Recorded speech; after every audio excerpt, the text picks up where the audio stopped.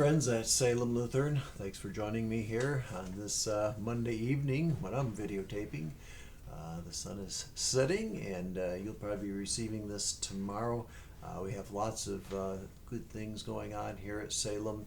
We're responding to many opportunities to provide for donations for those suffering through the latest traumas throughout St. Paul and Minneapolis. There are a lot of things you can do. Michelle sent a link. There's plenty of places receiving donations. We were up on Bloomington and 42nd on Friday. It's pretty easy to do, and they appreciate anything you can do for them. Also, Urban Ventures is collecting toys. We're going to see that in our email blast as well. A recent article that is published in our email blast just came out of the Living Lutheran, our monthly magazine for our synod, and a really interesting article about one of our pastors who began the fight down in Alabama back in the 1960s, actually the 1950s, and some of the trauma he had to go through. And there's a book by him if you're interested in purchasing and reading. Some announcements for our congregation. Good news that Debbie Lee took our sharing board position on council, but it does leave a void with our secretary. So we're in need of a secretary. If you feel like you have got the skill to take some notes during the council meetings and also attend executive meetings, we'd appreciate that very much. So consider if that's something you'd like to do. We're about halfway through the year, so there's not that many months of commitment involved at this time. Also, we're pondering doing an outdoor worship service. It has lots of restrictions, and in the email, I'm not going to mention them now because I only can use so much time, but in the email blast, it'll mention all those things we can't do, like sing. And we're wondering if you in the congregation would be interested. It's supposed to be a beautiful day on Sunday, but we need your response. We need to hear from at least 20 people the day after this goes out. So if you are interested, just reply to the email. There'll be a note in the email blast as well, but reply to the email so that we know you're interested, because we need to know if this is something you desire. If it's something that you really don't want to or are uncomfortable attending, just don't reply, and we'll know what your feelings are on that. And so based upon the response is what we will do next Sunday, or even in Sundays to come. We might try it again later if that's something we can do.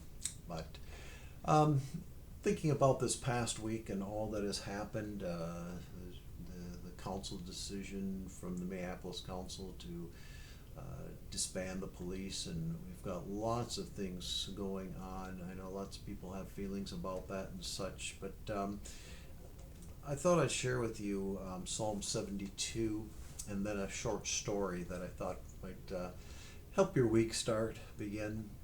This is Psalm 72.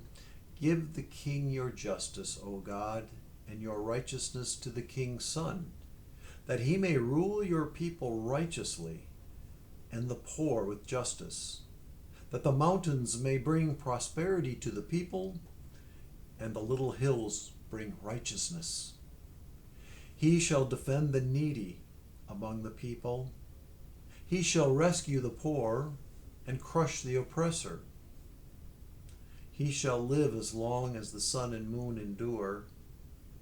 From one generation to another he shall come down, like rain upon the mown field, like showers that water the earth.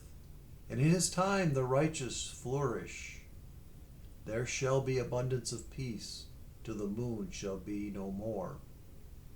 I stop before the end of that psalm, but I thought the psalms are very profound for what we are dealing with now, and as we consider those words, that the real reflection on a nation is how it treats its poor.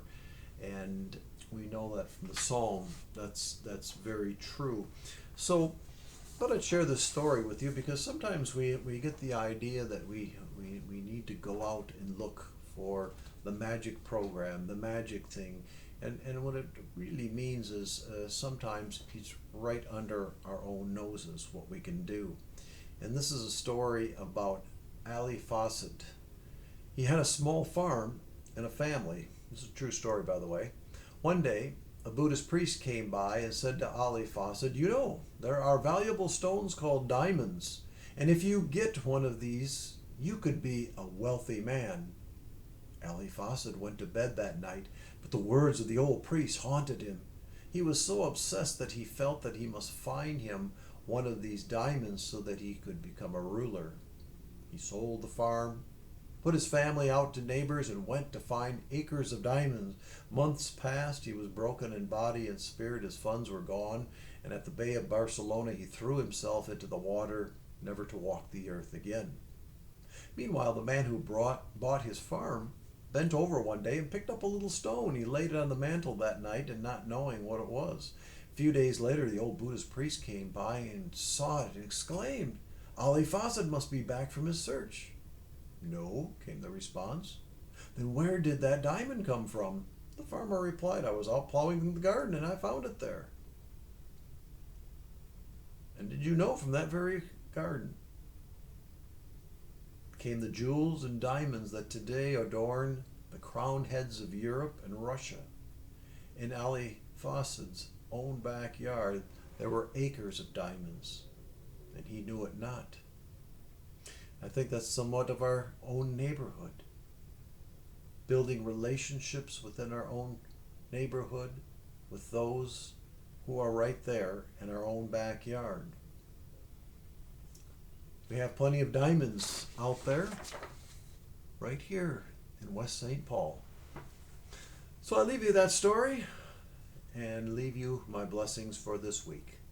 Enjoy the week. We will see you on Thursday. We will announce what the results are of the outdoor worship service, if we're going to have it or not. Up to then, I hope that you have a good week. Thanks for watching.